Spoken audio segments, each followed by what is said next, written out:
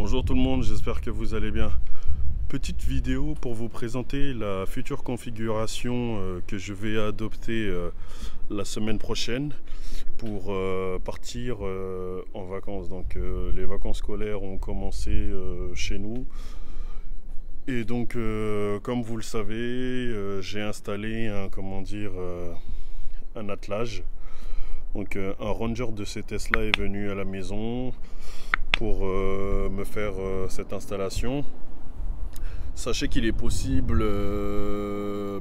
comme je vous disais, il est possible de faire installer l'attelage à la maison. Tesla m'avait dit le contraire par mail, hein. Donc je les ai contactés par mail pour leur demander de venir me faire installer l'attelage. On m'a annoncé que ce n'était pas possible. Et donc du coup, je les ai appelés. Au téléphone aussi, on m'a annoncé que c'était pas possible. Et j'ai demandé à la personne que j'ai eue au téléphone, avant de me donner une autre réponse ferme et définitive, qu'il se renseigne et qu'il m'appelle si possible. Donc il m'a appelé quelques minutes après avoir raccroché. Et là, il m'a annoncé qu'effectivement, c'était possible qu'un Ranger Tesla vienne à la maison, sous condition que je puisse lui fournir un abri en cas d'intempéries. Je voulais vous montrer quelque chose. Donc, vous connaissez la configuration de ce véhicule. Lorsque j'ai hésité avant la livraison, en fait j'ai hésité à faire plusieurs configurations et j'ai adopté celle-ci. Dans une des options que j'avais choisies était un pose PPF et l'autre d'une pose céramique. En fait j'aurais dû poser un PPF. Parce que regardez ce qui m'est arrivé. Donc voilà. Je sais pas trop comment c'est arrivé. Sincèrement, je sais pas trop. J'ai visionné les clips de la dashcam et je ne sais pas comment. Ça, c'est sûr que c'est moi qui ai fait ça. Donc vous voyez, c'est des traces de frottement. Mais impossible de savoir quel mur j'ai pu frotter. Cela n'a pas été fait à mon domicile, c'est sûr et certain. Et je soupçonne d'avoir fait ça en partant à un centre commercial il y a quelques jours, mais je n'en suis pas sûr. Parce qu'encore une fois, j'ai visionné les clips de dashcam et je n'ai pas trouvé. Donc il y a plusieurs solutions qui s'offrent à moi. Soit je répare ça dans la foulée ou j'attends la rentrée. Je pense que je vais attendre la rentrée parce que ce n'est pas trop grave et ça se voit pas trop. Enfin du moins, sauf si on veut le voir. Donc je pense que je vais attendre la rentrée. Puis à la rentrée, je vais refaire mon pare-choc. Et je vais poser un PPF. Pourquoi la rentrée? Parce que quelques jours après avoir réceptionné mon Tesla Model Y, j'ai reçu j'ai vu qu'il y avait un pet de peinture. Donc là le pare-choc il est dégueulasse, hein. J'ai vu qu'il y avait un pet de peinture sur le pare-choc avant. Et donc je vais pas me prendre la tête. Je vais attendre que l'été passe. Et cet été, quand on rentrera de vacances, si on part en vacances, je refais le pare-choc et je pose un PPF à l'avant et un PPF à l'arrière. Et voire même peut-être sur les portes. On verra. En tout cas, je poserai un PPF ici, là, sur toute la face avant. Et surtout le pare-choc arrière. Puis parce que les côtés les plus fragiles, enfin les parties les plus fragiles sont ici sur le pare-choc. Voilà, après ici c'est du plastique noir et tout, mais bon voilà quoi. Je suis quand même un petit peu dégoûté, hein. Sincèrement, le véhicule a même pas 2 mois, et je m'en veux, hein. Franchement je m'en veux, parce que je pense que j'ai dû faire ça comme un bourrin. J'ai dû m'y prendre comme un bourrin, mais impossible de savoir comment j'ai fait ça. Après aussi, ce qui est compliqué avec ce modèle Y, c'est que l'angle de braquage est tellement mauvais qu'à chaque fois que je sors d'un parking, je dois faire 50 000 manœuvres. Enfin, j'exagère, hein, je dois faire au moins 3 manœuvres pour pouvoir sortir d'une rampe d'un parking. Et je pense que j'ai dû frotter soit au parking centre commercial des Trois Fontaines à Cergy, ou peut-être que j'ai frotté en sortant comment dire, de mon box, hein, là où je suis. Mais bon, je sais pas, franchement je sais pas. Bref, donc revenons à nos moutons. Je vais vous présenter une configuration que je vais adopter. Donc nous partons en vacances dans quelques jours, et comme vous le voyez là, donc on va partir avec une poussette, cela va de soi. On va partir avec 3 ou 4 vélos, je sais pas encore. Donc mon porte-vélo est un porte-vélo de chez Nord-Auto qui peut prendre jusqu'à 4 vélos. Donc une personne me l'a demandé par mail, par commentaire. Donc je lui ai dit que la référence de ce porte-vélo était le P4 Flex de chez Nord-Auto. Flex, pourquoi? Parce que il se replie comme vous le voyez. Moi je pense que j'ai dû prendre une expansion de garantie, je sais pas trop. Ça fait déjà quelques années que je l'ai. Ça fait 3 ans et demi. 3 ans et demi ou 4 ans, 3 ans pardon, ça fait 3 ans que je l'ai. Et en 3 ans il a déjà été en réparation une fois, parce que un jour je l'avais posé par terre et le feu s'est cassé. Et vu que le feu s'est cassé, il y avait une masse, quand je mettais la marche arrière ou un clignotant, tout s'allumait, tout clignotait, plus rien ne correspondait à la manœuvre que je cherchais à faire en marche arrière ou l'allumage des feux, ceci, cela. Donc il a été pris en garantie, et je sais plus, je pense que j'ai pris une extension de garantie de 1 ou 2 ans supplémentaire. Mais il est vraiment très bien et très facile. D'ailleurs je vais vous montrer ça de suite. Je vais voir si je vais pouvoir le porter avec la main droite. C'est pas évident pour moi vu que je suis gaucher. Hop.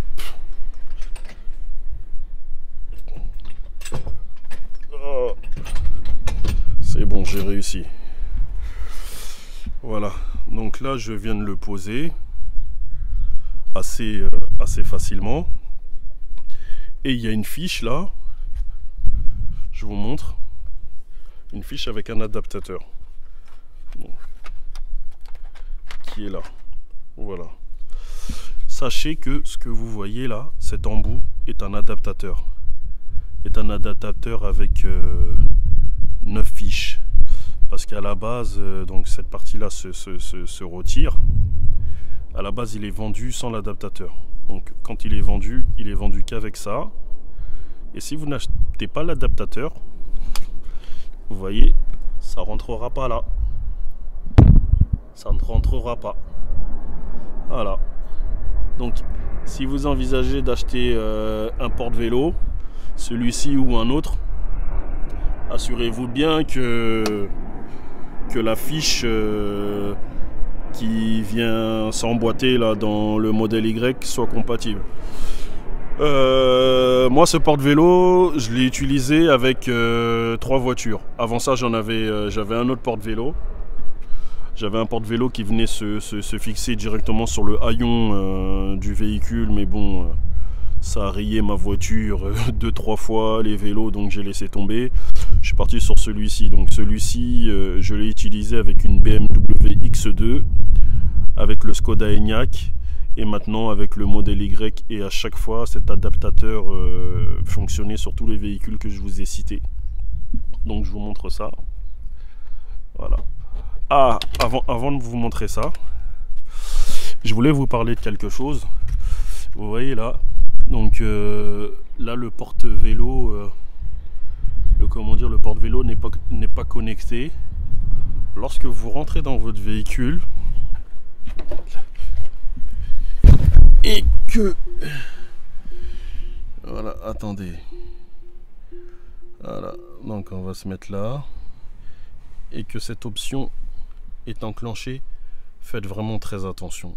Vraiment. Ça peut paraître logique, mais lorsque cette option est cochée, même si il n'y a rien sur l'attelage, parce que là vous voyez là, je l'ai pas connecté à l'attelage, hein, j'ai juste posé le porte-vélo sur le col de cygne. Et la Tesla n'est pas censée savoir qu'il y a un attelage dessus sur le col de cygne. Donc je vous disais que quand cette option est enclenchée, regardez, je vais faire une petite marche arrière. Pardon. Voilà. Donc, attendez.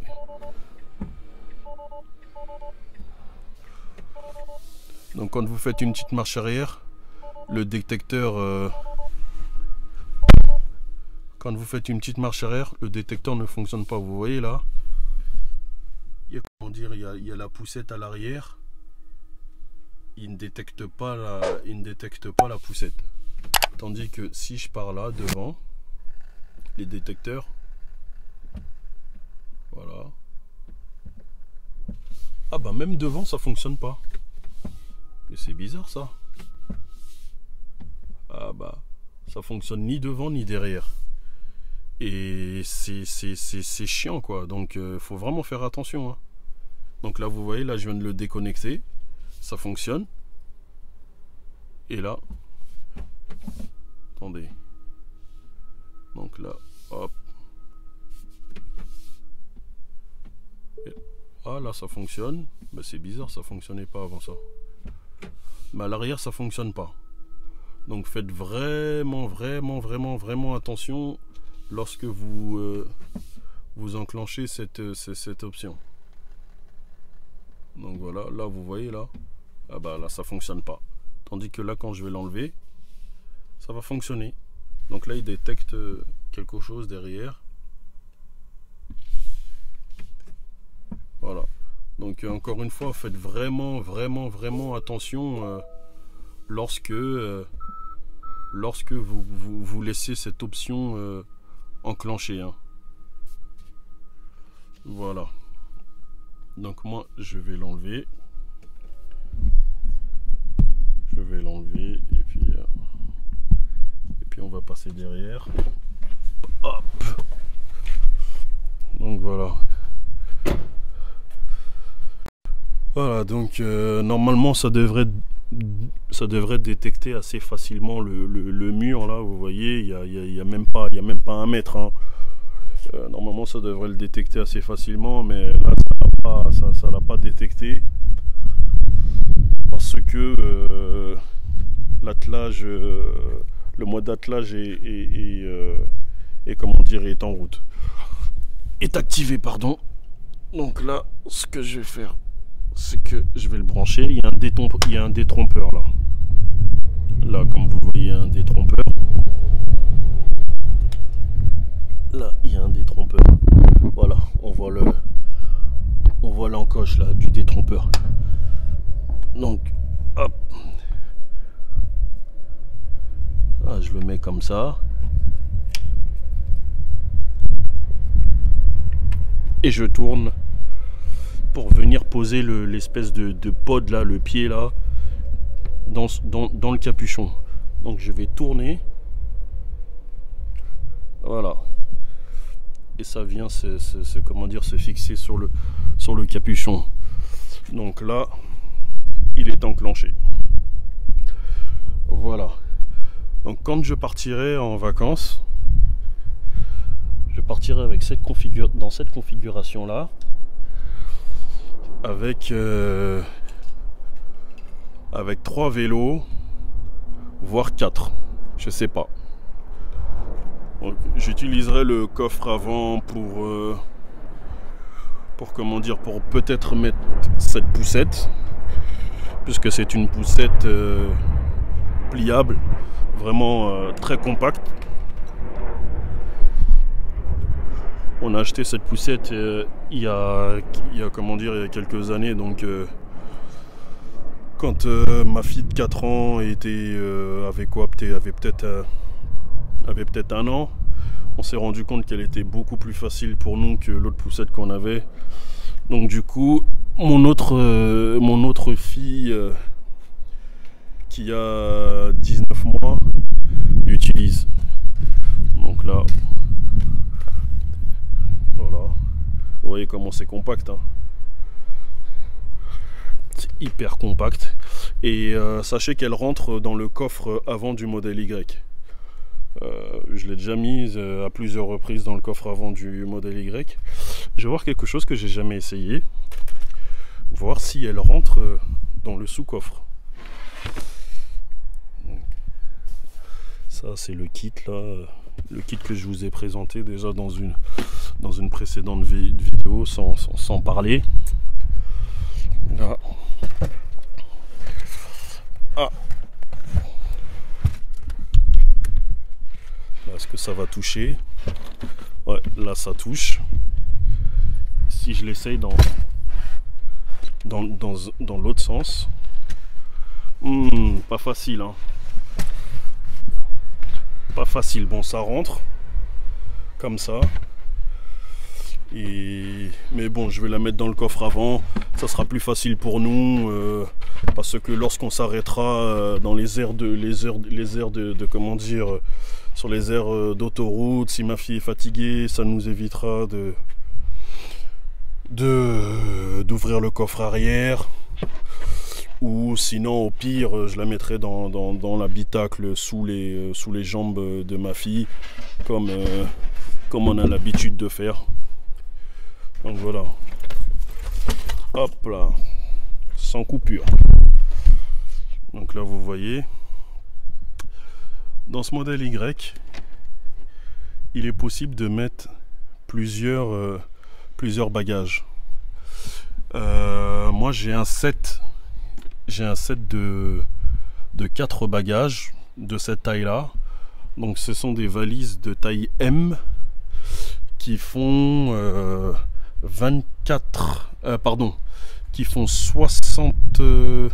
66 en hauteur, 24 de largeur et je me souviens plus de ça, de cette cote. Attendez, je vais vous les donner.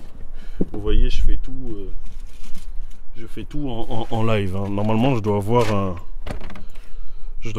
quelque part ici. Je dois avoir quelque part ici un mètre. Oh. Je vais vous donner ça. Ah ben, il est là. Le mètre est juste ici. Voilà. Donc je vais vous donner les cotes là. Voilà. Donc combien fait? Donc on va dire aller 64-65 avec ça là. On va dire 65 en hauteur et donc 64 sur 24 de largeur et la longueur est de 39. Voilà. Donc je répète, environ 64-65 de hauteur, 24-25 de largeur. Excusez-moi, je peux avec ça, comme je suis avec une main, je peux pas être précis, et entre 39 et 40 de longueur. Voilà. Donc je vous disais que j'ai 4 bagages de cette taille là, et les 4 bagages ne rentrent pas. Hop là. les 4 bagages. Donc je retourne ça parce que j'ai pas de tapis, hein, je les retourne pour éviter d'abîmer la banquette.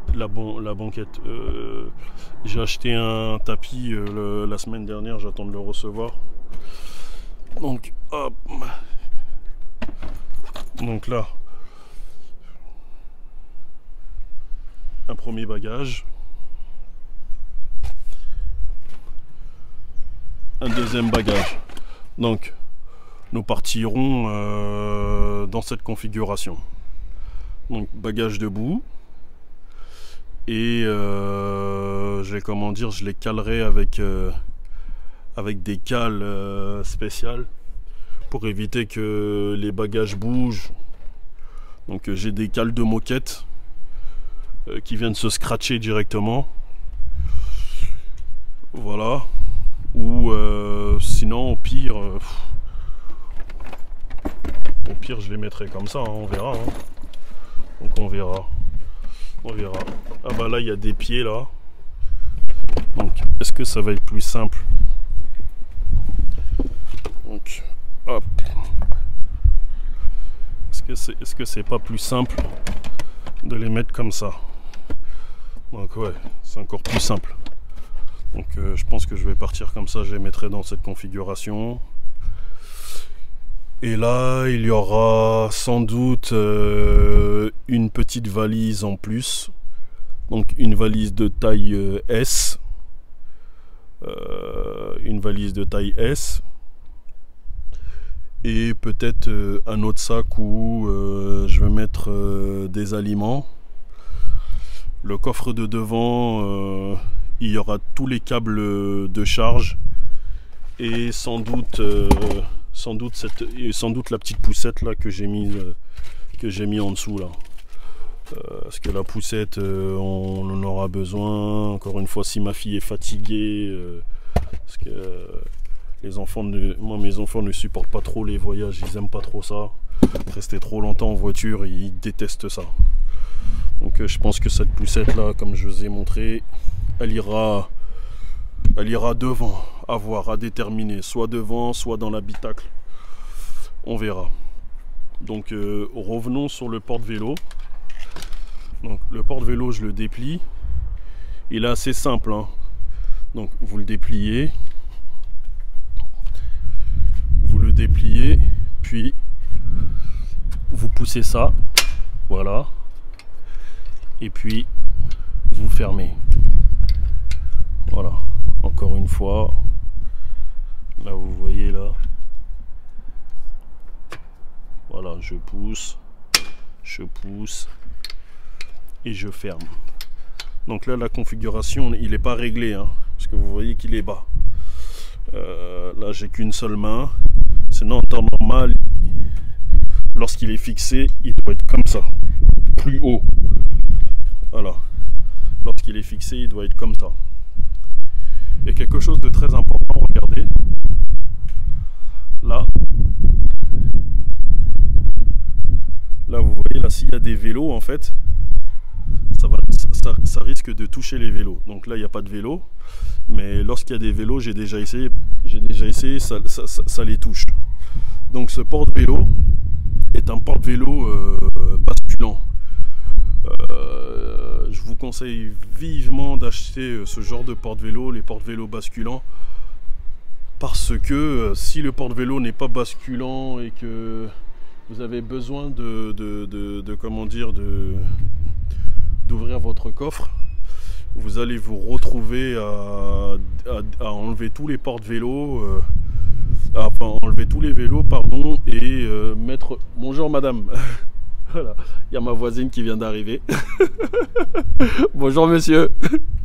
Donc vous allez vous retrouver à... Hop, je retire ceci pour ne pas vous gêner. Voilà. Merci. Donc lorsque si jamais le porte-vélo n'est pas basculant, vous allez vous retrouver à retirer tous les vélos et à retirer tous les vélos pour pouvoir pénétrer, accéder à votre coffre. Donc pour ceci, vous voyez là, il y a une petite monette. Déjà le porte-vélo se ferme à clé. Vous voyez, il se verrouille là. quand il est verrouillé, ça tourne dans le vide. Bon là je ne l'ai pas fait. Voilà, là je ne l'ai pas fait, là c'est serré. Mais quand vous le déverrouillez, ça tourne dans le vide. C'est pour éviter qu'un petit malin vienne démonter votre porte-vélo et partir avec. Sinon je vous disais que voilà, ce porte-vélo est basculant. Donc tournez la manette et vous venez appuyer là. Voilà. Et il bascule. Aussi simple que ça. Et c'est vraiment facile de l'utiliser même avec les vélos dessus, parce que le point de bascule est tellement bien fait que vous ne ressentez pratiquement pas le poids. Voilà, peu importe où vous pourrez positionner votre vidéo, n'importe quoi, votre vélo, le point de bascule est tellement bien fait qu'il n'y a absolument pas de problème. Je vais pousser ça pour pas gêner mes voisins. Voilà. Voilà. Donc je vous montre. Là je vais fermer. Et là, vous voyez, il y a plus d'espace. Voilà. Voilà. Si vous avez des questions, je vais aller dans le véhicule là parce qu'il y a du bruit. J'habite sous un couloir aérien, c'est pas facile. Donc si vous avez des questions, comme d'habitude, n'hésitez surtout pas à me les faire parvenir par mail. Et moi je réponds, vous savez, mail ou même commentaire, je réponds directement à vos questions, ça vous le savez. Dans quelques jours, je vous sortirai 2 vidéos. Une première vidéo avec un test bagage. Donc je vous testerai le coffre, voir combien de bagages le coffre peut prendre. Et je ferai la même chose avec un autre véhicule que vous connaissez déjà. Et vous risquerez d'être surpris quant à la capacité du coffre de l'autre véhicule. Voilà. Donc sur ce, moi je vous dis, prenez soin de vous et à très bientôt. Et comme d'habitude, n'hésitez pas.